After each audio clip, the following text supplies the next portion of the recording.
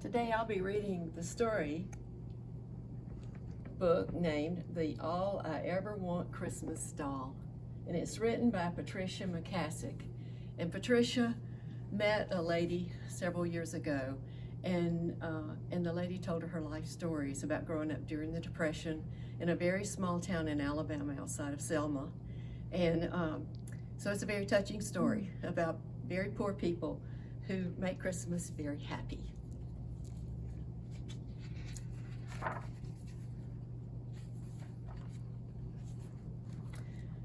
Christmas always came to our house, but Santa Claus only showed up once in a while.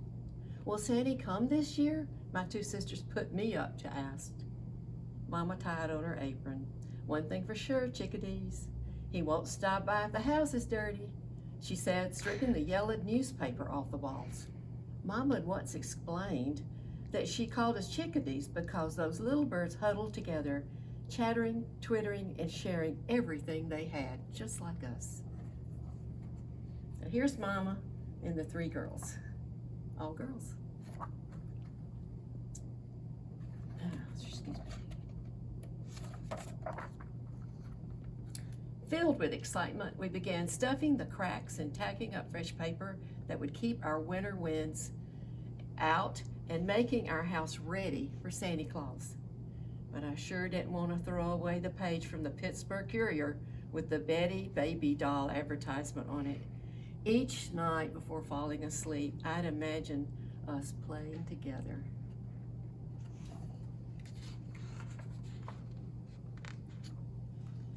Baby Betty is all I want, ever, I announced the week before Christmas.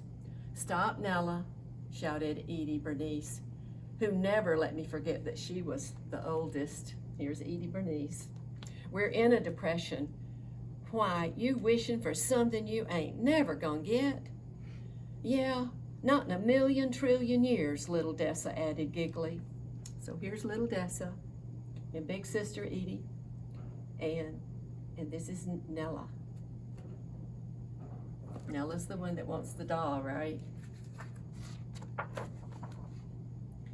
I flat out refused to give up on my dream. So, without my sisters knowing it, I wrote Santa Claus a letter and sent it all the way to the North Pole. I'm gonna read you her letter. Dear Sandy, I've been good most of the year. I love my sisters most of the time. I help Mama and Daddy as much as I can. I know there's a depression going on, but I've got my heart set on baby Betty. She's all I ever asked for, please. From a very good girl, Laura Nell Pearson. P.S. I'm sorry I hit Harry, but he did hit Dessa first.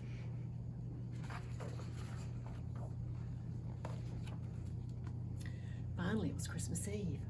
We all sang Silent Night, and then we girls climbed into bed and snuggled under the new quilt Mama just finished. Daddy told us the story of a very special baby born in Bethlehem in a stable long ago. And even though we were too excited to fall asleep right away, the Sandman overcame us one by one.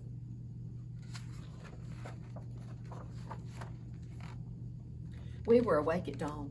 It's Christmas, Edie Bernice and Dessa shouted. I leaped off the bed, bubbling over with excitement. It's Christmas! Mama and Daddy stirred from behind their sleeping curtain. What little mice girls are disturbing folks for a day in the morning, Daddy grumbled, pretending angry. Merry Christmas, chickadees, Mama said, giving us each a sack filled with English walnuts, a peppermint candy stick, an orange, and a box of raisins. It was the most Christmas we had ever had. Daddy held one last package behind his back.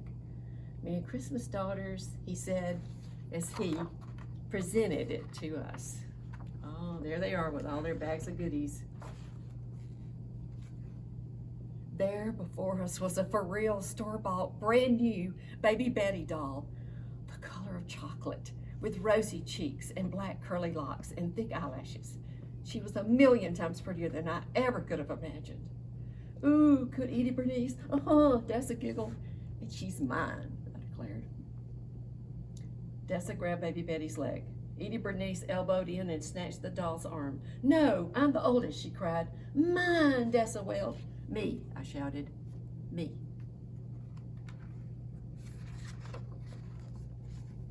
We tugged, and we yanked, and we shoved, and we pulled until Daddy separated us.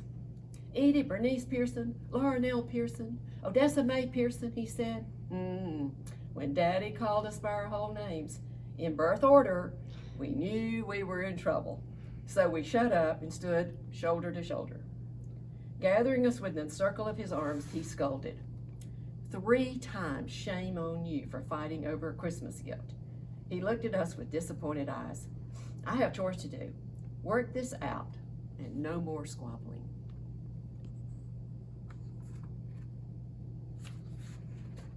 I think I do. Yeah. When the door closed, Mama turned to us and raised her eyebrow. Okay, chickadees, fix it. Then she walked away, holding on to my doll. I spoke right up. Who wanted Betty, baby, the most? You did, Dessa and Edie Bernice answered grudgingly. And who said it was silly to dream about something I could never have in a million zillion years? We did. And who never gave up and wrote a letter, Sandy? You did. So who do you think baby Betty should belong to? Edie Bernice shrugged. You, I guess. And little Dessa nodded. So when Mama heard we were all in agreement, she handed me baby Betty, and the doll's eyelashes fluttered. You're all I want. I don't need anything else, I cried. We'll see, said Mama. After I ate and dressed, I had the whole day to play with my new doll. At first I sang to her, you are my sunshine, my only sunshine. Edie Bernice and Dessa watched for a minute, but when I didn't include them, they left. Through the window, I could hear them taking turns jumping rope with a measure of Mama's clothesline.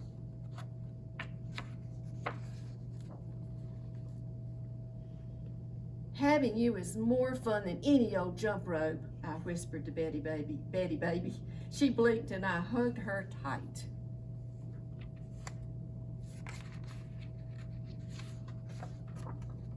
Oh, skip a page. I sang every Christmas carol I knew, from Joy to the World and Jingle Bells. Baby Betty was a good listener, but my sisters always sang harmony with me, and Baby Betty couldn't sing a note. Oh well, I said, rocking her gently. Let's tell stories instead. I began with Goldilocks, and I followed with Little Red Riding Hood, and when I finished, there was only silence. My sisters always clapped, but Baby Betty couldn't move her hands. Maybe you'd like Brer Rabbit and the Tar Baby. I tried and set in. At last I got to my favorite part. In my best telling story voice, I said, Brer Rabbit say, Tar Baby, you better speak like you got some sense or I'll bop you upside your head. But Tar Baby didn't say nothing. It sat there in the road looking dumb. That part always made Dessa giggle, but not Baby Betty. I eased to the window to sneak one peek at my sisters. They were making string sculptures. I wish I could do something more than sit around like a spot on a toad, I whispered a little disgruntlingly to Baby Betty, and she blinked. Having fun? Mama asked, pouring herself a cup of tea. I guess so, I replied. Then suddenly I got an idea. A party, I shouted. Baby Betty and I will have a tea party, same as Miss Florence, the lady you work for. Quickly, I spread a quilt over Mama's trunk, then placed an imaginary cup and saucer in front of my doll. After serving, I took a sip with my pinky finger raised. This is very delicious tea, isn't it, Miss Baby? I was properly saying. No answer. I tried again. I say, isn't this delicious tea? Betty, I can't say her name right, I'm sorry. Baby Betty sat there. Could have been the Tar Baby herself. You better answer me, girl, I shouted. Nothing. Baby Betty was never going to utter a word. Okay, I said, throwing up my hands. If you don't want to play with me, Then I don't want to play with you either, so there. And I stormed away. I wonder if baby Betty really understands.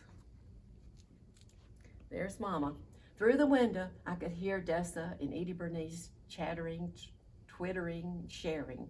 I felt like a long chickadee. As I stood listening to my sisters clap hands, songs, Mama came over and put her arm around me.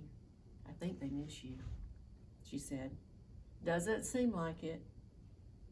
Why don't you ask them to your party? I don't think baby Betty will mind. You don't? Mama just smiled. I didn't have to think about it long. I grabbed the doll and rushed outside. What do you want? We're busy, said Edie Bernice. I kicked at the ground. Baby Betty wants you to come to our tea party, I said. She does? Dessa asked. I said. My sisters looked at each other. Who would get to pour the pretend tea set? Edie Bernice asked. You would, I answered reluctantly. And who'd get to sit at the head of the tea table? Dessa said, with her arms folded across her chest. You would. I hugged baby Betty. You know, she can't do much, I explained, but she sure is pretty. Baby Betty's eyelashes fluttered and we all giggled. Then I handed baby Betty over. Wow.